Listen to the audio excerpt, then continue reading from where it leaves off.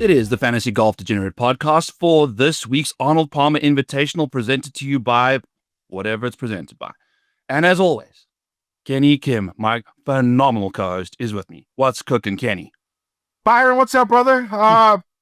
What an event. It ended up being sort of fun to watch on Sunday. A lot to go through about the old Honda Classic. But all in all, I thought the leaderboard made it sort of fun on Sunday. And what we've seen in these non-signature events has sort of been coming through where people just don't know how to win. And it makes it hard.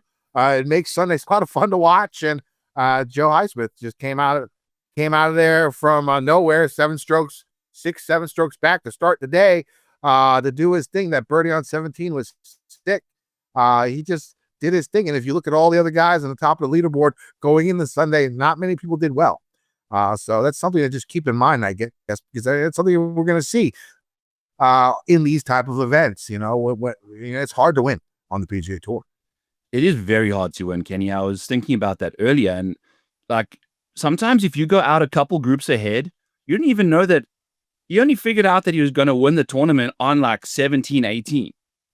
So you didn't have to deal with those nerves until then. Whereas the guys going off last, they're in the mix right away. So they're trying to, if you don't know how to win, then you've got yourself some problems, because Russell Henley missing 3 greens with a wedge this week was also just something that made me want to cry. But, it is what it is. He's not the epitome of closing out golf tournaments either. So Max McGreevy, Jacob Bridgman, JJ Spot is the most random leaderboard in the whole world here, Kenny. So did you have anybody that was doing you some damage? Because I had a Max McGreevy massive round 3 showdown. We found him for 2% in my Discord, $7,000, and I locked him into 50% of my lineups, and he had the round of the day.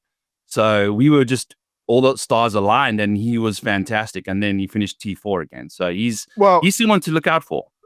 McGreevy was helpful just because. So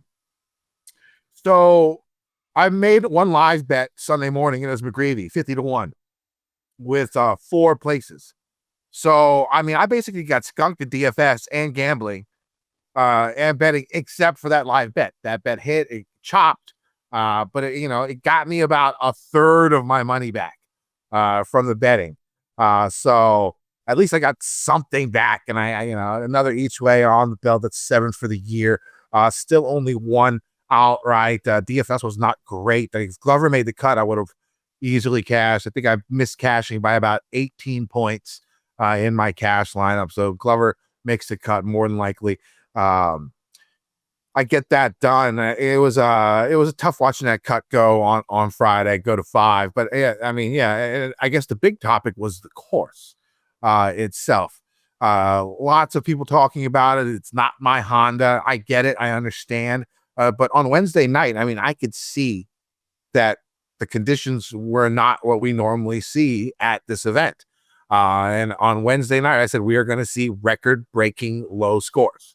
It was not surprising to me that happened. Now, especially with the 10th hole being a newly formed par 5 that basically has a stroke a hole, basically, to under par, around there, half a stroke more under par. I think it was playing half a stroke over par when it was a par 4. And then now it's playing half a stroke under par, it's par 5. So I guess based on scoring, it's a full point difference, right? A full stroke difference. I don't know how the math works. I suck in math. I'm like the worst Asian math person I scored better in English on my SATs than I did in math. SATs don't mean shit either, because I got a 780 on my English and 760 in 780. It was somewhere around there. I got 1480 total for my SATs. And I did not get into any of the schools that I wanted to get into. I had a 4.0 GPA, captain of a football team, captain of a tennis team, treasurer of the school, didn't get into UVA. My local school didn't get into Michigan, didn't get into Penn State, didn't get into anywhere. So they must have had a good background check on you, Kenny. Back then, I was a good kid, sort of. At least people thought I was a good kid. But anyways, when it comes down to the course, I knew it was going to play easier. We saw last year when he scored like 17, but there were only a handful of people that were double digit under pars. This year there was like 30. And the one thing that I didn't realize was the overseeding, how much of a difference that would make. Like you play more golf than I do, and you've seen more courses. Have you ever played this? Is that something you're familiar with? Like the I'll be overseeding honest and with making you. your course play easier? When I was golfing like in college, I had no idea that not no idea, but I never ever thought about the grass that we were putting on or playing on, but I don't think, I know that I saw a Billy Horschel interview where he Mhm. broke it down perfectly. I reposted it, so go check out that, because he speaks about how there's more grass now in between the Bermuda, so that the balls don't nestle down as much, so that you got much better lies coming out of there. And then also when you're chipping, that grainy Bermuda around the greens isn't there anymore. It's because the overseed is like a lot flatter. So that's like sticky chip that you can chunk isn't a thing anymore. So, on the out of the rough and chipping definitely like makes a massive, massive I mean, difference. I think him and Spieth both said it's like a stroke. It's a stroke around easier because of the overseed. And I didn't see that coming. I didn't realize that would be that big of a deal. Now, when the wind picks up and it's like 30 miles per hour gusts and it hadn't rained in a while, we're going to see bad scores here again. It was just this one time that Thursday morning was crazy. It played 3.5 strokes under par for that grouping, for that AM grouping. And it just played super easy. And you saw a Knapp go out there, shoot the 59, actually held on to the lead. Because a lot of times when it comes to Knapp, he sort of peaks early and then dies in the following rounds. And it just took him until, he didn't really excel, but he sort of held on for dear life the next 2 rounds, and then, was in it until I guess 11, when he had the lead and hit it into the water on 11 and triple bogeyed that hole, and that was basically it for him. And so, yeah, I don't think it's that big of a deal. And what it came down to was it was still a fun leaderboard on Sunday where everyone was bunched up. You never knew who was going to win. The drama was still there. Now next year it could be dry and it could be 25 mile per hour gusts every day, and you're going to see 11 under par win this event again, 10 under par win this event again. I don't think we're able to see it like it was when it was like, unless you get really crazy wins just because of that par 5. That's a big thing. And I guess the overseeding. Is it going to change my love of the tournament? No. It's going to be fun. There's going to be days where you're going to have those crazy weather, and it's going to be a blast to watch. It's just probably not going to be, if the conditions are what we saw, on Thursday morning. I mean, like 95% of the courses on tour, golfers are going to crush, right? Yes. If it's 5 mile per hour winds and then it's so soft and there's not that, but it's not so soft where it's just massive spinning on the green. It still had a little bit of oomph to it where it didn't, make everything back up googly like Golden Tee. So Yeah. I don't think it was that big of a deal. I think it'll be fine. I think people made too much of a deal about it. And when it came down to it, the guy who played the best on Sunday won, and that's what's supposed to happen. Yes. I was thinking about how the life has changed for Joe Highsmith and Brian Campbell. I mean, I mentioned that, like, 2 of the nicest guys. It sucks so bad that these guys are like so nice that when you see these interviews and what they've been through, it's like hard to hate them, because you took that win away from whoever could have won it, not that Henry was going to do it, but like you've got that mini bit of hatred if you weren't on the guy, and these guys are just too nice for that. So it's kind of interesting to I mean, see it's a these big, accountants just come deal. through. Yeah, a big deal. I mean, Campbell was 220th in the world.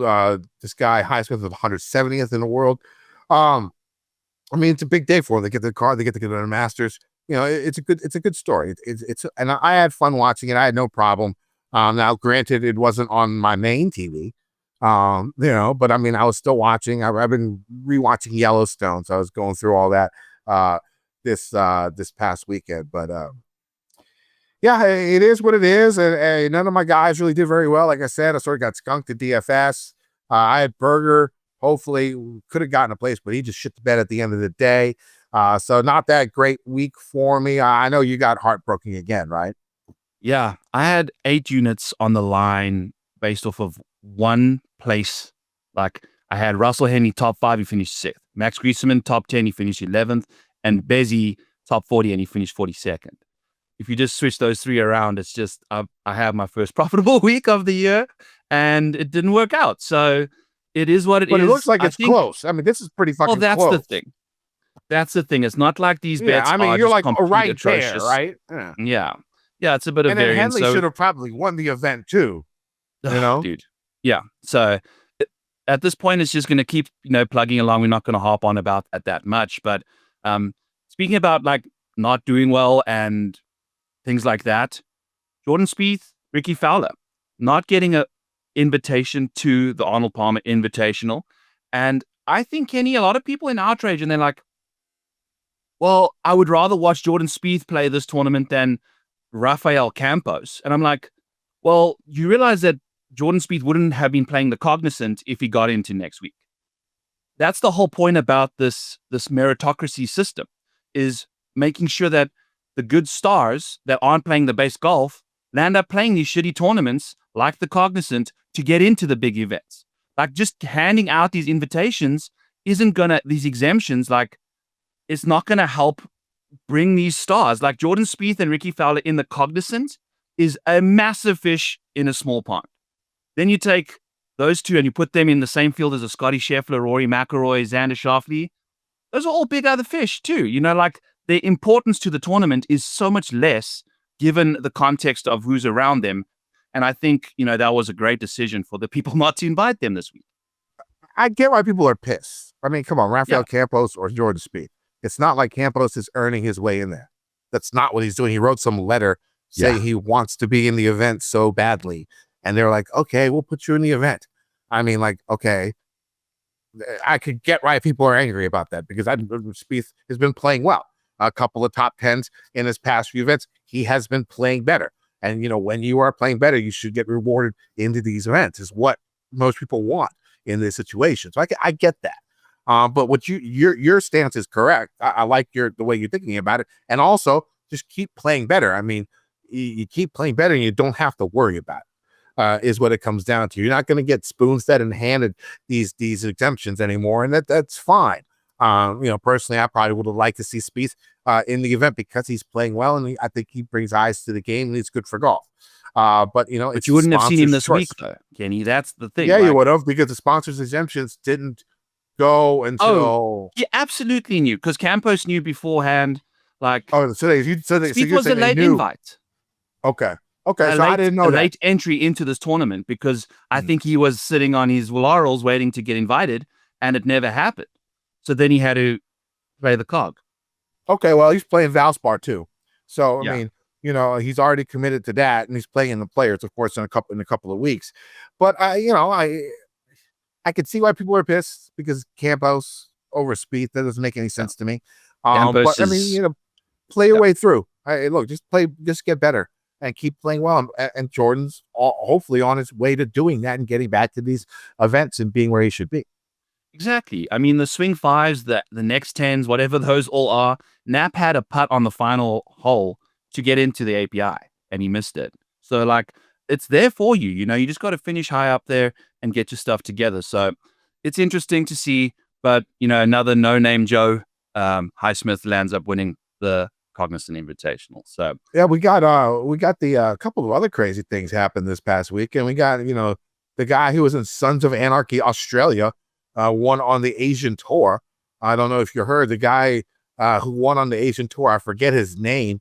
He was in jail for 5 years for assault. He was in a biker gang in Australia and beat some dudes up and went to jail for 5 years. Almost didn't make it to the event in New Zealand because his visa was having trouble getting a visa because of his previous felony, beating somebody's ass. So this guy got his win. That was something I didn't think I'd see. That's why he didn't want to talk about it. He was like, yeah, the story is what it is, but yeah, I won. yeah. Like, I was like, wow, this guy's a fucking, he's Jax Teller out there, knifing people and like, you know, scraping tattoos off people's chests and shit like that with a fucking blowtorch. Like, he's one of those dudes, and he's out there winning a golf event, yeah, and getting an invite to the Masters, right? Doesn't he? No, to the Open Championship. The winner of that event got into the Open Championship. So this guy is like, this biker dude is out there, going to the Open Championship. Pretty cool stuff, I thought. Oh, yeah. And the contrast to him and Joe Highsmith is like incredible. They are on two different sides of the spectrum if you were to look at the kind of people they are. So, well, I mean, the guy's supposedly a nice guy now, like he's learned, you know what I'm saying? But who knows? I mean, he did whoop somebody's ass and go to jail for it. 5 years. This is a long time. Yeah. I mean, yeah, you have to really fuck somebody up for 5 years in jail. And now it is Australia. I don't know their laws. I mean, for the few Aussies that I don't know if that's a normal thing out there in Oz, but I don't know. What other crazy shit happened this weekend? I know I made it onto Full Swing. Had a little cameo.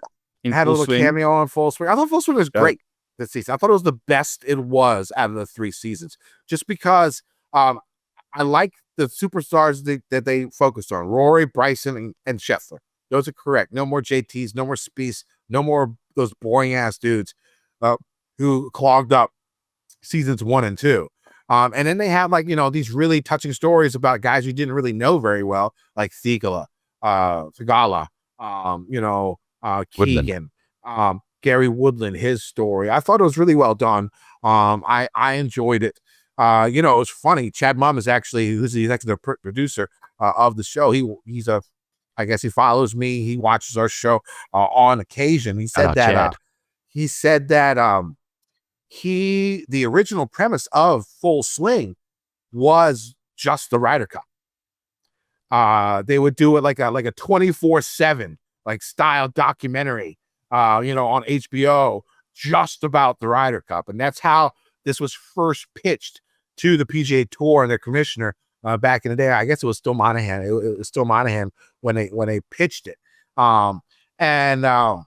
it sort of turned into the season-long thing. But what I want to see is the Ryder Cup version of this. Give me 8 episodes from beginning of the Ryder Cup, picking of the teams. Give me, in the captains, picking the teams, all that stuff, the opening ceremonies to the actual competition. Give me 8 episodes, 24/7 style, unedited, uncut on HBO. Give me that now. And I would watch that. It would be must-see TV every year. It would be must-see TV every year. Incredible. Like how they would go about telling someone they're not going to play that day. That's rough stuff, because these people are that is the pinnacle of golf. I think if you were a professional golfer, Kenny, and you had the option to say win a green jacket or play in the Ryder Cup, which would you pick? Golf is an individual game. I'd probably pick the Masters, but I mean, if you win the Masters, you're going to play in the Ryder Cup. Yeah, but that was a terrible comp, to go with. But I was trying to make a point that the Ryder Cup is what people dream of. It's bucket list stuff for a lot of golfers that want to play for their country or their nation or whatever.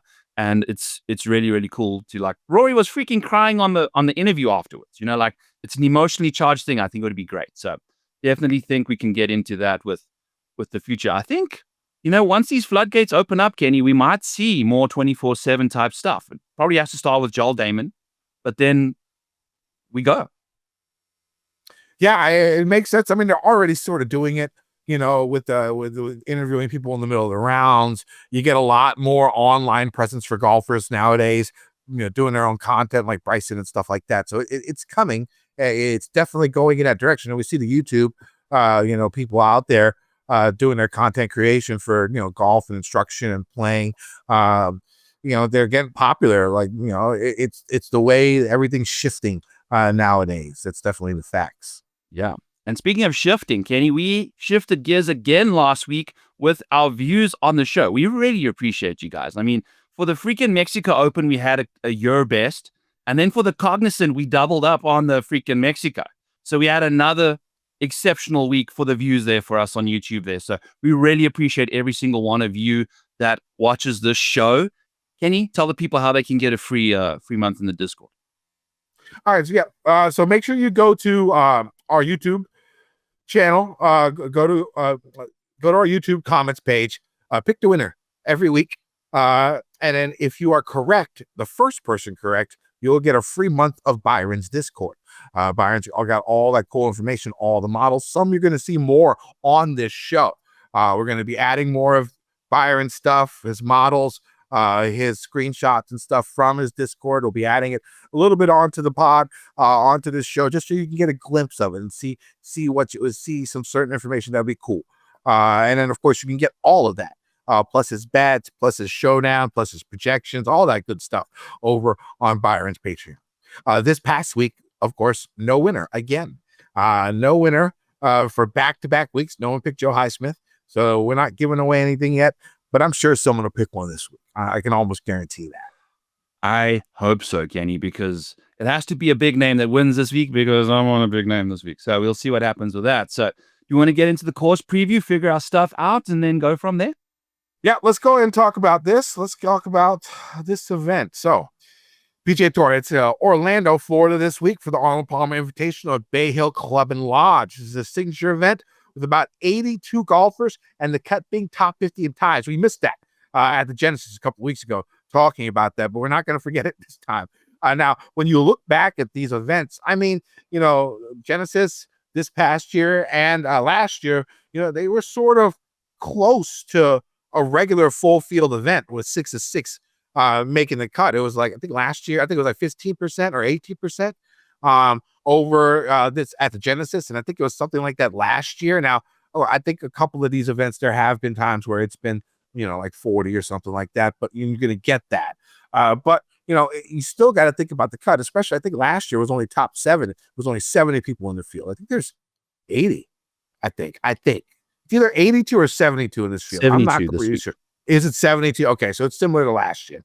And so you're getting about 17 ties, but you get a couple of chalk guys in there. It's going to bring those numbers down tremendously. So we shall see. Now, it's funny because this event, ever since it's become now, when it comes to course history, it's like the third stickiest on tour. Very, very sticky course history at this event. But the thing is, not many of these big names played this event prior to it becoming a signature event, especially since Arnold Palmer died in 2016. Once he died, not many people, when he was alive, people came all the time. But from like that 2017 to 2022, you didn't really get that many big names in this event. And that's sort of where all the elite guys would have played their first few times. So you're seeing some guys like Justin Thomas who only played here a couple of times, other guys who've only played here a couple of times. So, looking at course history for those type of players, those elite guys, I think you could sort of, go ahead and knock that down a little bit, only playing here once or twice in their career. But there's guys, like my hustler pick of the day, hustler play of the week, who's, missed 5 cuts here and has his best finish to the 57th. So you definitely got to take a peek at course history. Now, for me, the way I'm going to go about it is for cash, course history is going to, account for a good chunk of why I'm going with a guy. For GPPs, I can sort of look away from that and go based on form.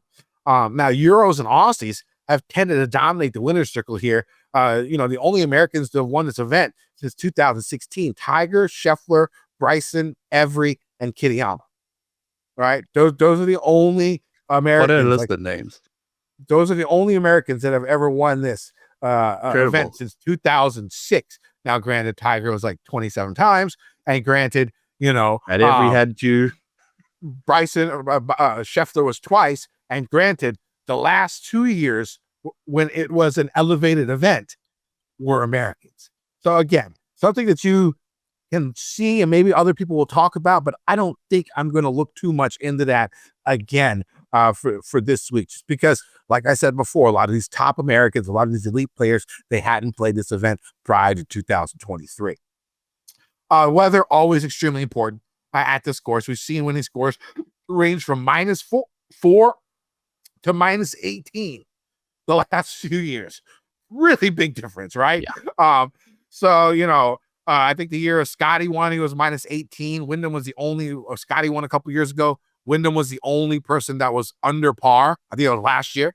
Was the only one, only other person double digit under par with Scotty. So even though Scotty won of minus 18, there weren't too many other good scores out there. The course can definitely play tough. Now, you're looking at Sunday is the big day, where the winds could gust. It doesn't look that horrible for the first 3 days, but we shall see. Make sure you check the forecast as the week goes on. Now let's go back. In 2 of the last 8 years, the course has played easier because in 2015 there were problems with the greens, so they rolled very slow. They weren't as firm as usual. It was like worm infestation in 2015, so they redid all the putting surfaces in 2016. So that year, 2016 is the 28th hardest course on tour out of 50. In 2017, it was, I think, it played a little bit more difficult. 5 years ago, the course was like the 15th hardest. A few years after that, it was the 9th hardest. It tends to keep getting a little bit more difficult because, and in 2020, of course, you saw Hatton win with -4. Barely anybody else on the field broke par. Now, one thing that subtle changes to the course a couple years ago could also be the reason why Bales played so tough, from 2018 to 2022. The main difference is they trimmed the rough around the hazards, so golfers no longer have the thick rough as a backstop to stop balls from going into the water and bunkers. Also, there's a new course superintendent that started in 2019 who seems to not give a fuck, right? He tends to try and set this course up as difficult as possible. And so hopefully we see something in that nature this week to make up for what happened last week at PGA National. Now, Bay Hill, 7,450 yard par 72, 4 par 3s, 4 par 5s. It has a good mixture of holes where bombing it off the tee will sometimes be an advantage, and sometimes placing it in the right spot with a 3-wood or a hybrid will be the right play. Throughout the years, it has played less than a driver course, but the par 5s are reachable in 2 by most if the course is firm, and the length off the tee will be helpful for those holes. I'd also note that since the new superintendent took over, you see a lot more bombers on the first page of the leaderboard, but it's still spread out with like great iron players and short game specialists. But you've seen more bombers in the last 5 or 6 years tend to get, do well on this course. You can think of Bryson, you can think of Rory, sort of changing the way this course has played. And also the way the course is set up, sort of forcing driver into the golfer's hands a little bit more than it did in the past. Now, also, we've seen, like I said, Rory, Bryson, these guys, and the younger guys tend to be more aggressive off the tee than golfers in the past. So, don't be surprised if you see more driver than you normally are used to here over the years if you watch this tournament for, 10, 20 years. Now, off the tee, golfers are going to face wide tree-lined fairways with strategically placed bunkers on almost every tee shot and water in play on nearly half the holes. Now, this is one reason why I think you've seen a lot more bombers. What this new course superintendent has done is the landing areas after 300 yards have become a lot wider since this guy has taken over in 2019. Now, the course still around the bottom 20 in driving distance average on tour, but I think this stat will change as we play more events here, mostly because of the superintendent. From 300 to 325 yards from the tee, much wider than the past. The average width of the fairway at 275 from the tee is 32 yards. The average width of the fairway at 325 from the tee is 39 yards wide. So that's something that you might want to think about when you get those bombers in there, maybe a little bit more than you did 5 years ago, 6 years ago when you played DFS and did this at the turn of the 2020s. Byron, you looking confused here. Am I saying something wrong? It's just really interesting because usually it gets more narrow further down. Yeah, yep. And this is the complete opposite. And it's been that way for about the last 5 or 6 years. And that's why you're seeing, in my opinion, that's why you're seeing more drivers on this course. That's why you're seeing more bombers fare well at this course. All right. So, where was I? So many dog legs, water, and thick, tall rough will make some golfers focus more on accuracy in the distance. But I like we've seen Bryson, Rory hitting it far, having a wedge in your hands can work even from the rough. Even though the fairways are above average in width, there are many slopes and undulations. So sometimes a good-looking drive off the tee can still find the thick rough. That's all going to depend on how dry this course is. Now, on approach shots, golfers will see Bermuda grass greens that are elevated on some holes, surrounded by bunkers. Thick rough are average in size and fast, about 12.5 on the stem. Many slopes and runoff areas. Water will come into play on wayward approach shots. And if the wind does pick up, watch out for plenty of drives and approaches in the drink. Byron, what are you looking for in golfers this week? Great breakdown there, Kenny. And that was such an interesting comment about how the fairways switch around. I think usually you see the pyramid kind of get smaller as you go. That makes so much sense. And it kind of checks, it allows the big bombers to have a little more accuracy. So I'm going to pull up some stuff here that I have in the models. When you take a look at this week, I'm looking for long iron dominance. So I have over here in this column L12 weighted strokes gained. In the last 12 months, this is how this golf course's proximity buckets would grade out. So I've got the strokes gained approach over here, which is just baseline for all proximity areas. Over here, you can see it's filtered by 1 to 12. This is how it is based off all the proximities coming from 200 to 225. We got way more of those this week, so it's going to be using strokes gained from 200 plus, a lot more than it will be. I don't even have the wedges in here because that's, to me, a non-factor this week. So you're looking for guys that have good long iron play. You're looking for guys that have good mid irons from 150 to 200. And then particularly, you're looking for guys that have good strokes gained out the rough, because you're hitting the fairway about 50% of the time here. So when you are in the rough, you need to be able to hack it out of there and get it going. So that's why a bit of distance helps as well. So that includes strokes gained out of the rough from 150. So that's how this last 12 weighted strokes gains gets incorporated into my model. So figured I'd just pop that out there for y'all to see what's cooking, because that's important to me. I think knowing that you got these long iron guys, and Rory McIlroy, Kenny, out of the long rough is incredible. He's third in the field in proximities. He's just really, really good out of that, which he will find himself in quite a lot since he hits it so far, right? So it's going to be just kind of finding those gems, going from there. And course history is going to be another thing I'm really looking for, because you mentioned there as well that it's basically tier B. You got Augusta, which is in tier A of course history. And then the next tier is Arnold Palmer Invitational. It could be right up there with Augusta, but then that's how you take your risks, right? Sometimes, because everyone's going to be looking heavily into the cascade, into the course history, and that's sort of where I'm going with my hustler play of the week this week, which is a guy who's number one in my model but does not play well here. What do you do with people like that this week? And I think he could be overlooked, and we'll go over that here in a bit. All right, let's check it out. But that for me is a couple things that I'm looking for on top of everything you said there. I think it's a pretty simple setup, Kenny. That's why the course history is so predicative, if that's even a word, predictive, because it's just nuke it out there, have good long irons, and make sure you can make, up and downs when you need to. Scoring on the par 5 is also essential. So shall we get into some kickback golf bets, Kenny?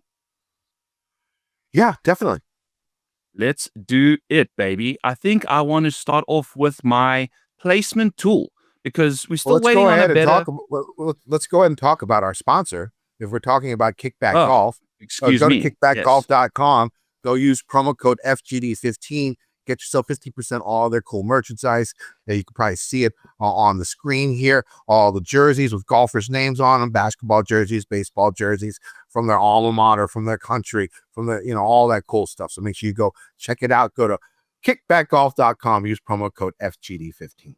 Yep. I saw Nelly Tracker was rocking a Nelly Quarter shirt as well from Kickback Golf. So you can even get the lady stuff out there, I believe, which is kind of cool, supporting the girls out there.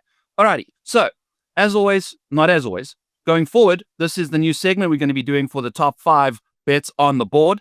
I have them filtered by odds of top 5 to kind of just get the best guys on the screen over here. So as you can see on the screen over here, the first 4 columns are basically the finishing rates of these golfers in PGA Tour events and DP World Tour. So top 5, top 10, top 20, top 40. And what we're trying to do is look for guys that have massive gaps in their top 5, top 10 rates. So you're looking for like a Lindeque, for instance, is really, really close. When he's top 5ing, when he's top 10ing, he's also top 5ing. This is what I've kind of been preaching and how I've gone about betting my things in the past. So starting off with Scotty Scheffler over here, minus 143 on Bet365.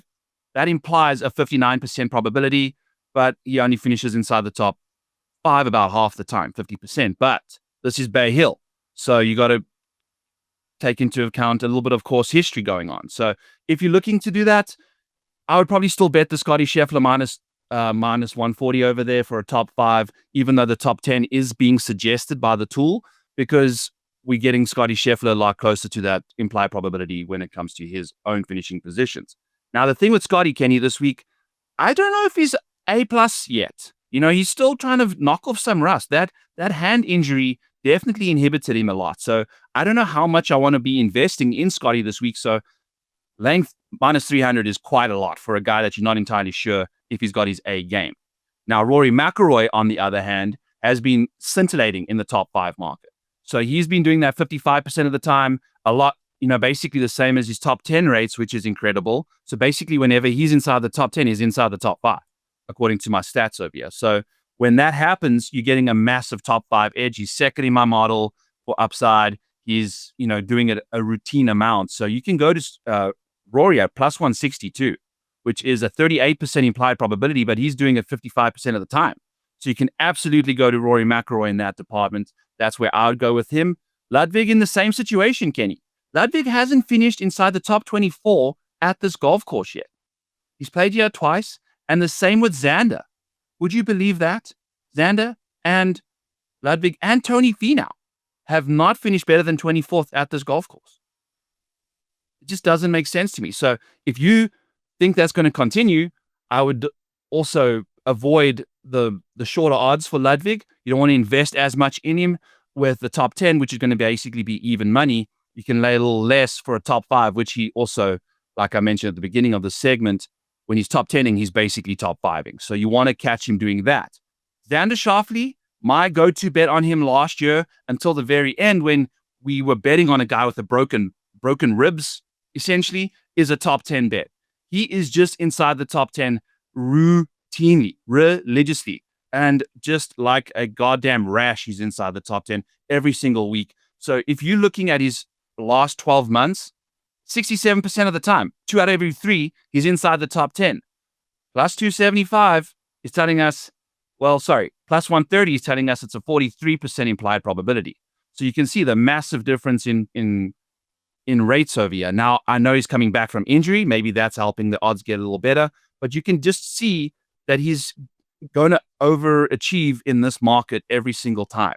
So it's just a nice way to go about it. And then in my tool over here that you can pull up, I have a Xander Schauffele. You can go and find him in the tool, and you can see exactly how he's been doing in the last couple whiles. So he obviously missed the century there with the injury and then stopped playing after that. But in the last 2 years, look at his top 10 market over here. So basically, if you're looking to bet Xander Schauffele to win $100 every single time he plays, since the start of 2024, you would have yourself $437 returned. It's easily his best return, and I think it's one of the best bets you could have made in that time period. So you can see all the different odds here. He's usually negative odds for top 10s, like in a big way, but we're seeing some regression in the odds market over there because that's just how, we're kind of protecting ourselves from some injury, I believe. So that's what's going on massive. there. Yeah. Yeah, it's a massive change in price. We're getting plus 130 on this dude. Maybe he comes back, maybe he doesn't in the same form. We don't know, but that's a market that he's absolutely crushed in. So I would probably go to the top 10 there. Before we move on, let's remind our audience that this is a new segment that we're doing. I forget that, we're picking the top. He's picking the top 5 people on the odds board every week and how he would bet them. We're not saying you should bet them. We're saying how he would bet them if you were. And the reason why we do that is because, the top 5 on the odds board, you're probably going to get a sweat, right? From if you make one of those bets, because these guys are the best on the board. And that's why we're doing this. We do have to come up with a name for the segment. I think one was High Fiver.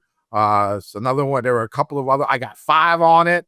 We'll pick a name by next week. But I got the that's Frisky 5 as well. Yeah, the Frisky 5. So just if you wanted to figure out what we were talking about, that's what this segment is. Yeah, baby. So to wrap up the Frisky 5, I kind of don't mind that one. That's probably the front runner for me so far. Top 20 for Colin Morikawa. I know you're going to be laying a lot of juice here, but minus 175 implies a 64% rate. He's doing it 60% of the time, and I've got him like top 5, top 7 in my model. So that's definitely going to help you jump up the percentages over here for us. And it's just a bet that Colin Morikawa does well. I mean, if you're looking for Xander and Scotty and Rory are finishing top 10 like half the time plus. Colin's not quite there yet. He's only 3 out of every 10, so that bet's not going to come through as often as the other two. But a top 20, though, is basically double that. So he's immediately just 6 out of every 10. He's finishing inside the top 20. So you might have to lay a little juice at minus 175, but I think that's the bait to go about betting Colin Morikawa this week at the Arnold Palmer Invitational. All right, that sounds good. Let's go to my outrights for this week. I only have 4. I have 4 outrights. And the reason why I'm betting this way is if you look at the winners of the non-signature events, they've basically been 100 to 1, triple-digit odds, almost every single one have been triple-digit odds. If you look at the guys who've won the signature events, it's been what? Rory, Decky, and Oberg. Yeah. Right? Studs. 20 to 1. Right? Studs. Yeah. 20 to 1s and stuff like that. So I'm picking 2 guys in that 18 to 22 to 1 range that I think are going to win. And that's not Rory, or that's not Scheffler, and it's not Rory. And the 2 guys I picked, and the reason why I'm doing that is because even if they don't win, and Scheffler does come in and do what we expect him to come do at this event, I'm pretty sure they could finish in the top 8 as well. And I'm going with the each man, both these guys. So my first one's going to be Justin Thomas at 18 to 1. His form coming in is solid. He has a top finish. He's improved here. He's only played here twice and improved from his first to his second time. I think he finished 12th here last year. I think he finished 21st year before. And all his numbers, he's inside the top 10 in my model. So I'm just going to go ahead and take Justin Thomas 18 to 1 with 8 places. My second bet's going to be Patrick Cantlay at 22 to 1 with 8 places. Again, a couple of top 5s coming into this event in his last 3. He's had a 4th place finish, I think, here in the past. So form, course form, stats. Once again, in my model, he's inside the top 20 in my model. So I'm going to go ahead and go with him next. The next one's going to be a little bit different. I like Harris English. 80 to 1 with 8 places. It was either between him or the person I picked for my Hustler Play of the Week. And I think because course history is so important at this event that people are going to go to Harris, even though I think statistically in the last 24 rounds, he ranked 70th in my model. And in the last 100 rounds, I think he's 68th in my model. So basically almost the bottom 5% of the field when it comes to stats in the last that I'm looking for in the last 24 rounds in the last 100. But he tends to play tough courses, big time with big major fields well. You look at his history. There's been Wells Fargo top 10, signature event top 10s, U.S. Open top 10s for Harris English. So the guy tends, and Farmers tough course, or was it Pebble or Farmers that he won? Yeah, it's definitely the Farmers. I've got that backwards. Yeah, yeah, you got that wrong. Yeah, it was a Farmers that he won. Definitely tough course. Right. So he tends to play even courses that he's not long, and that seem that they're too long for him. He somehow can grind it out. He's like the true grinder on these type of courses. And, I'm hoping that when he scores around, 13, 14 under, somewhere around that range. And I think that'll be a nice little sweet spot for Harris English, 80 to 1 with 8 places. My final bet is going to be Thigala Now, I saw a little bit of something from him. When he in his final round and his last came out, he finished with 17th. A lot of it had to do with the putter, but that's fine. Getting that confidence, having those good rounds on the weekend can get your confidence going. And I think that's what he was lacking a little bit, especially when I was down on him earlier in the year. I liked what I saw on that Sunday. I liked him making a lot of those putts. It's got to feel good for the mental. He's had a good track history here, and I got an outrageous number on DraftKings on Sunday. Sunday night, they released him at 110-1. So I took him at 110-1, and I added a top 10 for him at plus 500. It's still 110-1. Still 110-1 right now. Still 110-1 on DK. And then I added plus 500 top 10 for the quote unquote each way. So those are going to be my 4 bets that I'm going with for this week, and I have a little bit left. I will probably do a live bet Saturday afternoon or Sunday morning. Make sure you check my X feed at Kendo VT. I love it, Kenny. The live adding stuff, I think, is also not the worst way to go about it, especially on a Sunday morning.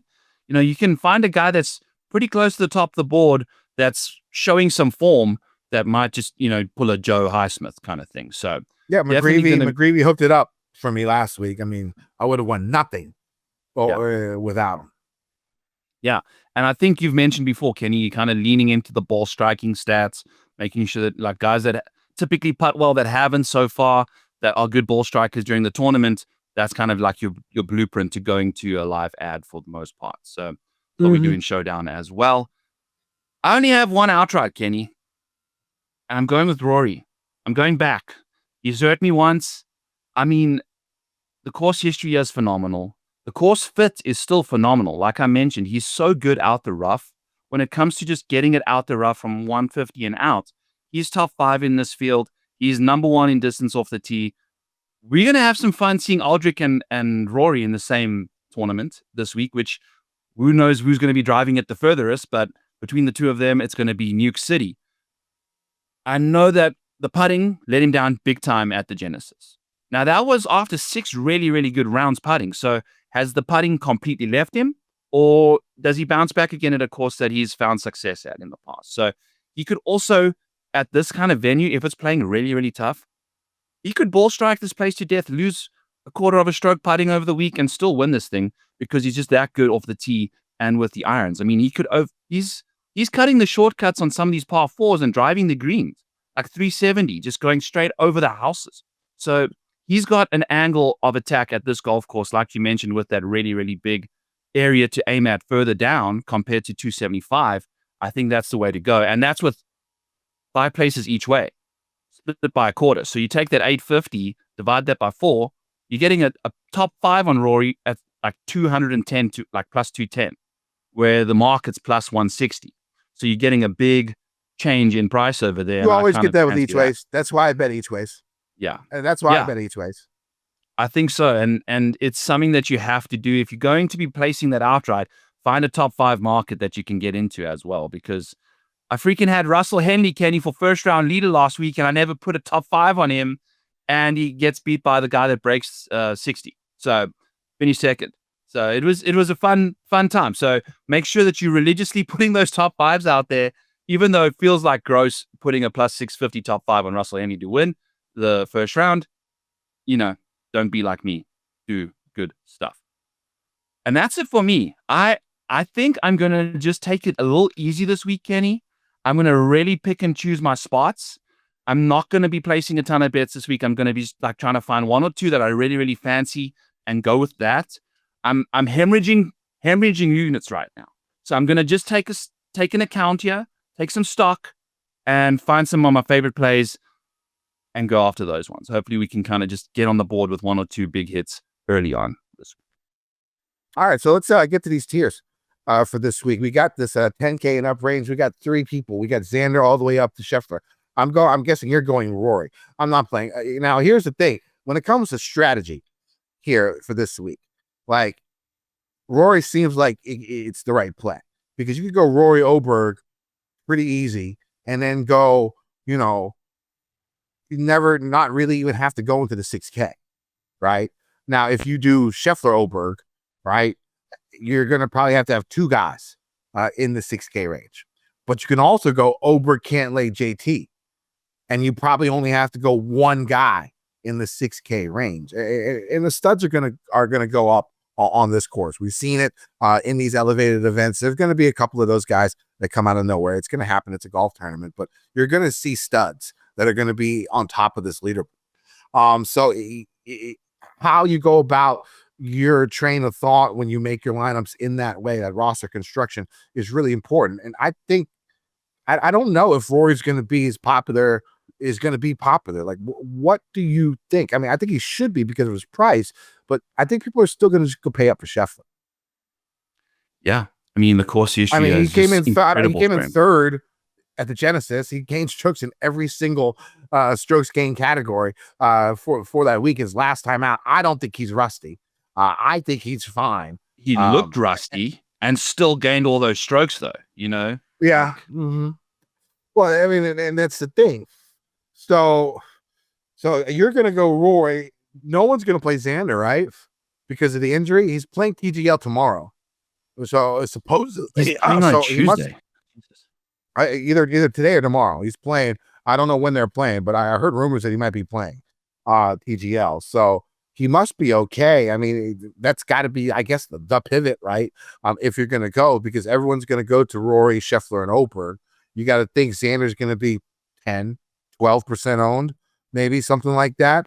Now, I'm not an ownership guy, but that's just what it smells like to me when it comes down to it. Now, I don't know if I have the balls to go ahead and use them at that price, because he hasn't played in so long, and he's rusty. He hasn't touched the club since the first time he touched the club was like last week for like a month and a half or something like that, right? Almost 2 months. So it's tough, but I mean, if you're willing to take that risk, I mean, you're going to get the lowest ownership you're probably going to get on Xander this season, unless he really starts struggling more and more. I'll definitely check out the TGL just to see how he looks. Like, if he looks like absolute shit, then you just leave him alone. And I don't know if it was a rumor saying he might. I haven't seen any confirmation, so we'll see. Okay. We're recording this at 6:00 on Monday. Yeah. So, and if he doesn't, then that's another confirmation, like that he's not necessarily ready to go just do a 2-hour session, for fun. So I think that's definitely something to look into there. I don't mind Rory. Yeah. I mean, I thought Rory's your guy, is what it sounds like. Yeah, he's my guy, but just because I bet him doesn't mean I have to just stick with him. And I think what I'm going to do here, Kenny, is just play both of those guys, like 50% of both of them kind of thing, and then go from there. Rory and Scotty? Yeah. And then just try and piece together the other 5. I only got the 3 lineups. I'm probably going Scotty, but we shall see. I haven't made my decision when it comes down to it here, but you make valid points with Roy. Now, this 9K range, I got my 2 cash game cornerstones. We talked about them already. It's Justin Thomas and Patrick Cantlay. You start your lineup at $9,500. It makes it really, really easy. And I'll go all the way down to Harris English as my final cash play, who's who one of my cornerstones too. Just go ahead and talk about him. I'll just let you guys know. And then that leaves you a lot of wiggle room in between. I can tell you that. You can go 2 more in the 8K range, 1 in the mid 7K, and go down to a Dunlop or an English or something down there at the bottom and make your lineup that way. Or you can just go another 8K and go 3 7Ks. It really makes it easy to stack a bunch of, guys who you think can really at least win or top 5 this event, in your lineups. So I like that. And when it comes down to GPPs, some guys that catch my interest that, Ober's going to be popular. There's no doubt in my mind, and he should be, even though he hasn't finished well here. I'm not worried about that. He's only played here twice. The guy's coming off a win. He's competent, and he's looking like he's one of the best players in the world at this moment in time. So, Oberg makes a ton of sense, but I sort of like another foreign guy down below, and I rarely play him anymore, but it's Tommy Fleetwood at $9,100. The iron game the last couple of times has been ridiculous. He's gained like 11, 12 strokes with his irons in his last 8 rounds combined on tour. The guy's on fire with his irons. And you look at other stats. I mean, Tee to Green, he's top 10 in this field. Doesn't make too many mistakes. He's still 16th off the tee in this field, all in the last 24 rounds. He's good from 175 to 200 He's well above average from 200 plus. I sort of like Fleetwood here. I don't know how popular he will be, and I don't know how he used to be one guy who would always gain a couple of points just because of the popularity, but it seems like that sort of gone by the wayside. Stigma of him not being able to win is like getting people like a little less bullish. Yeah. And so I think I like him as a possible lower owned guy down in this 9K range. Yeah, I love it, Kenny. And the course fits great. He a couple years ago had a third place finish here too, so he's known to get feisty on these kind of courses. And I think the tougher it gets, obviously Tommy Fleetwood really shines in that department. Hideki Matsuyama here, Kenny. I don't know. Like, I mean, this guy started off the year just incredibly well. Played lights out at the Sony, and then we've just the Century, and then we've been chasing this like ghost of him, like he just hasn't really done anything since. So does he get it together this week? I'm not going to use him in my 3 lineups. So, he could. It's Hideki. When you look at his numbers, he's still top 6 in my model in the last 24 rounds. Again, and if the wind does blow this week and the greens are firm, around the green play is going to be more important. He's the best in the field. Absolutely. Yeah. He's in that Tommy Fleetwood mold for sure. I think if I'm playing a bit more lineups, JT isn't a terrible option either, I think, as a second click. In the 8s, Kenny. Russell Henley. Sungjae Im. Sungjae Im has been a little problematic the last little while. Yeah, he hasn't looked good. The consistency has left him. He's had a couple of good and a few bad, and a couple of good and a few bad. He's sort of transformed into Siwoo, and Siwoo is sort of transformed into Sungjae, where Siwoo's making a lot of cuts and is a lot more consistent. And Sungjae will pop. They sort of flip spots. And again, you're going to get extremely low ownership on him, but mine next cash game cornerstone is going to be Russell Henley. Again, 3 top 10s in his last 5 events played. Good course history here. Pretty simple. Not a horrible price. Can he win? Who knows? But a top 5, top 10 for him at this event, that'll be fine at $8,800. My hustler pick of the week this week, and I don't think we can play the music anymore because we got demonetized, but you guys can hear the Rick Ross song in the background while I'm saying this. The hustler play of the week is going to be Sepp Straka at $8,100. When you look at Straka, he's missed the cut here 4 times, and his best finish is 57. So this is a course history event, right? And so you would expect his ownership to not be great. That's what you would expect. He had a pretty decent finish last week, finishing, I think, 12, 13 under inside the top 20. If I remember any of you, when you look at his numbers, he's first in my model. In the last 24 rounds, he's 3rd in approach, 2nd in tee to green, 1st in birdies or better, 1st in proximity from 175 to 217th in proximity from 200 plus, 13th in bogey avoidance, 16th in strokes gained par 5s, 18th in strokes gained par 4s. The guy's in the top 20, inside the top 5 in a bunch of my stats that I'm looking for this week. So he is going to be my hustle play of the week. I expect him to be 8-9%, maybe around there, because you have Wyndham Clark, who could be popular, who I do like. You have Shane Lowry, another guy who I do like, surrounding him. So I can expect his ownership to be a little bit low. But again, I do like Wayne. I do like Wyndham, and I do like Shane Lowry here in the bottom of this 8K range. You look at Lowry's numbers. Good finishes here. He's had a couple of good finishes to start the year. Again, form history, pretty easy to see. Clark has had some up and downs, but even his bad rounds, he's still finishing middle of the pack, right? He just hasn't been able to get inside that top 15, top 10 yet. He has the talent to do so. You saw it here last year with his runner-up. He's been pretty good. In Florida. With a good finish here before, with a runner-up from Scotty last year at the Players, right? So, I like Wyndham Clark. Yeah, I'm curious if he's just if he plays well in Florida or if he was playing well when he was in Florida, because he's been a little bit of an enigma to me the last little while, because I was, on him for the Players and this week last year. Finished freaking second to Scotty. So brutal stuff with Wyndham there. I think it's time for some redemption for him for sure. Like him a lot, Kenny. Shane Lowry as well, I'll second that. 2 random names. Will Zalatoris, 3 random names. Will Z, Daniel Berger, and Bobby Mack. I'll start off with Will Zalatoris. This course is fit like exactly for him. Hasn't necessarily been playing the best the last little while. But he hasn't been horrible. Hasn't been horrible. Hasn't just been elite. At a golf course like this is where the elite Will Zilly can kind of get his stuff together. I can't even say his name properly. But you get what I'm saying. Yeah, he's so good out the rough from far. He's good with the long irons, all that stuff. Daniel Berger has not necessarily played the greatest at this golf course, but Kenny, I saw like a 180 something at the Waste Management Phoenix Open. Daniel Berger has hit a high nuke at like 183 ball speed off the tee, high and far.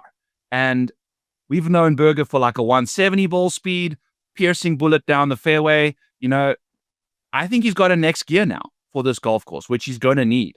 So he can easily do that. And if you played really well at the COG, at the Honda in the past, it's a different proximity range with the irons, but I think the general feeling for the golf course is the same. So I think he should translate quite nicely now that he's got that extra gear off the tee. Keegan Bradley's obviously always played very well here too. This 8K range has got a lot of nice names.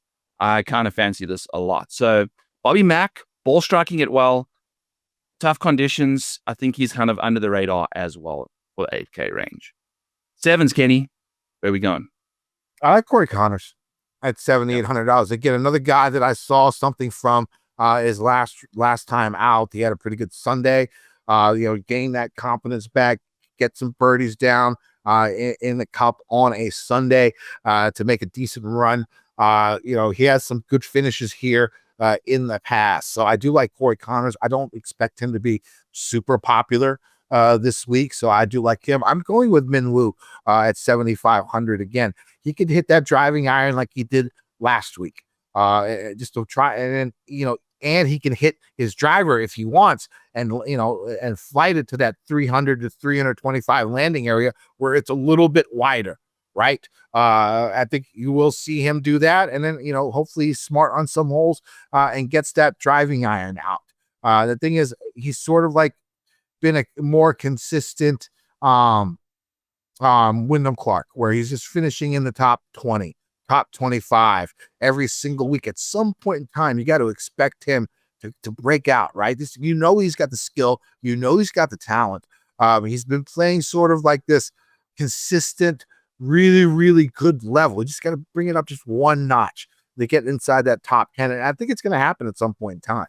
And hopefully it happens this week at $7,500. And I like Spieth, again, another guy who shows some moxie on a Sunday, like we talked about earlier, to get that confidence back up, coming here on a course where he's played well before in the past. So I like Spieth at 74. Who do you like? A completely contrarian play is going to be Aaron Rai. I know this guy is not long off the tee, but he's hyper accurate, which if you're not going to be long, you got to be hyper accurate around here. You can't just be like accurate. You got to be able to hit like 70% of these fairways somehow. And I think he's capable of doing that. And then you get the long irons. His long iron play is so freaking good. And out the rough, he's even better, surprisingly. He's got that like blue collar strength out the rough for sure. So I think Aaron Rai is definitely going to be on the card for me.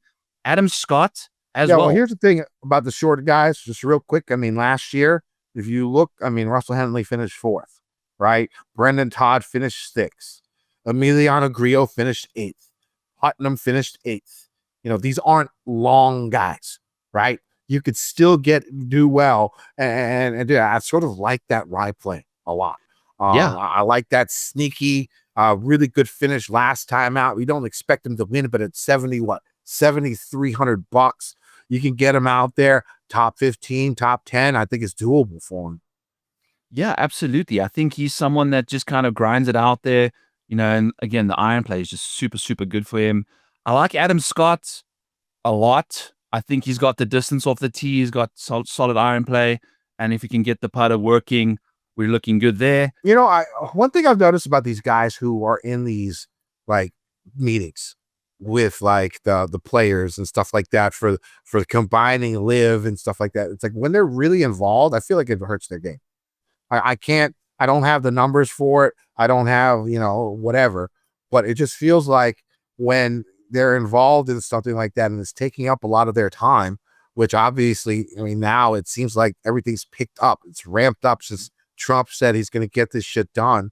I worry about that because he seems like one of the biggest cogs in that whole scenario with trying to get Liv back on board. So I'm a little worried about that with Adam Scott. Let's get off Adam Scott then for Kenny and just go to Michael Kim. We're going to be starting to see, I think, Patrick Rogers, Ben Griffin, and there's someone else that's playing like their 8th straight tournament this week, which is a little bit of a concern, especially at a place like this. Number 9. I think this is number 9 for Ben Griffin. Number 9 for Ben Griffin. Like, what are we doing there? I mean, the guy's just trying to get himself into the signature events. He's doing it, but he's gonna kill himself while he's at it. Like there's a point where he just falls off. So curious to see what he gets up to. I do like the Sahith play, Kenny. I'm curious how many ownership points he gets for himself there. And then Corey Connors as well. I mean, the guy's just played so good. Yeah, he's such a good mid to long iron player. I love him in a big, big way too. In the sixes. 6K range. My final cash game cornerstones, Harris English. We already talked about them. So my cash game cornerstones for this week are going to be Patrick Cantlay at 9,500, Justin Thomas at 9,400, Russell Henley at 8,800, and Harris English at 6,600, if I'm not mistaken. It still leaves you a shit ton of money, like almost 16,000 to pull out the rest of your lineup. So plenty of money left right there. As of now, I've filled it out with Lowry and Sahith. We'll see if that's the way I finish. But right now, you can go Lowry, you can go Cantlay, JT, Henley, Lowry, Sahith. I mean, it's pretty good starting 5. A lot of good names in there. And then your final guy is English, who won 4 weeks ago, right? Who on a similar-ish kind of course. Yeah, I really like my cash line this week, which means it's not going to do it. That's always how it goes. It has to be the way, because I'm looking at my line. I'm like, this is beautiful. This is the way. This is the way. Right? This is the way. And it's probably not even going to cash. But we'll see. Well, we'll see. We're overthinking it. We got to just stick to the process, baby. Yeah. Until the process is proven to not work, then you change it a little bit. But I like Nick Taylor at $6,700. Again, coming in with a top 10 finish, coming into this event, had a 12th here last year. I think when it comes to numbers, he's like second or third in my model in the 6K range. His iron game has been electric. He's been making a shit ton of birdies. He's been very good from 175 to 200 and 200 plus. His long iron game has been exceptionally strong. Really, really like Nick Taylor at 6,700. You can go down even more. Nick Dunlap at 6,300. Seems like a steal down here, right? But I do think those 3 will probably be like the popular guys. So if you're looking for differences, Cameron Davis, 6,400. Brian Harmon, 6,800. Ben Ann, 6,800. I think those are going to be the guys that you're going to get under 5%, under 4%, that can win you a GPP. Now, does that mean they're going to go out there and play well? We'll see. But just from a numbers perspective and the talent that they have, they're just guys that stick out to me who could be, very, very low owned. Yeah, and that's how you need a 2%er in these lineups to cash these bad boys. That makes your life so much easier if you can find someone that's low owned. I think Rye might be that guy, but now I'm thinking maybe he'll be more popular than we expect. I don't know. Well, what's the surroundings for Rye look like? He's got Siwoo, Denny McCarthy, Sahith. I do like Siwoo. We forgot that. Yeah. There's a lot of big Thomas Dietrich, Billy Horschel, Griesemann. There's some nice names to pick there. I think people will be going elsewhere. Isaiah Cylinder has been showing up on the leaderboards and TV on Sundays. Like we've seen him miss some really short-ass putts he would have been in the freaking playoff at Mexico if he didn't miss a 2-footer. He missed a 2-footer on that drivable par 4. So he's absolutely someone that I'm kind of taking a peek at $6,400. Along with Aldrich, I think Potgieter is going to be fantastic at this kind of a golf course with his distance. And it's been a while since he's played. He skipped last week. I think Brad Faxon said it was a terrible mistake on his part to not continue playing golf. PGA National is not a golf course for Aldrich. You know what I'm saying? Go rest up, get ready for this week. I'm down. And then I wanted to chat about, he's the same price as Bezzy, Aldrich is. So that's kind of interesting to see there. And then I think Austin Eckroat, Kenny, is someone it doesn't make sense to play him. I think he's like the Pavon situation. Because when he goes off, he goes off. When he just randomly does it, it happens. Sometimes he plays really badly. Sometimes he plays really well. So I think he's perfect option if you're playing a lot of contests, a lot of lineups in a contest. That's like a nice one to kind of rotate in there. And then Max McGreevy. Give me some of that guy. I mean, he's been playing some really, really solid golf the last little while, and he's got some really good form going on. Yeah. So $6,100 for him is not that bad. One and dones. What do you think? I think I'm going Cantley. Cantley. Aye. In the one and done streets, I've already used Rory at the freaking Genesis. I mean, it's a signature event, Kenny. Is using Scotty too soon a thing? I'm going to use Scotty next week. Okay, for the biggest person. Or at the Masters. It's either going to be next week or the Masters. I'm using Scotty. Yeah, it might be a little too soon for him here then. Victor Hovland, I don't even know. I haven't really thought about one and dones. I'm going to be lying to you if I tell you someone I've been playing, so I'll think about it a little more. But I'm probably going to be aggressive because I'm way the fuck down the leaderboard right now. So I need to do some catching up. Yeah, I had Denny last week. It wasn't great. I still finished. I'm still in the top 500. So, still viable. We'll see who I go with in the Slider Cup. I think I dropped out of the top 10. All right, we're going to get back in there this week. It's the big week for us for the FGD show. We are ready to rock and roll going forward. Can you tell people where they can find you? You can find me on X at KendoVT. It's where all my shit's going to be. I'll have my final betting card if I make any adjustments and stuff like that. Will be on there. Any underdog plays will be on there. Also live bets. So go to at KendoVT on X. Beautiful. You can find me at the Model Maniac on X. You can find the Model Maniac Discord where all my tools are. I was off one column, people. I pasted it in wrong. It's all good. We're going to be fine there. You can check all my stuff out over there.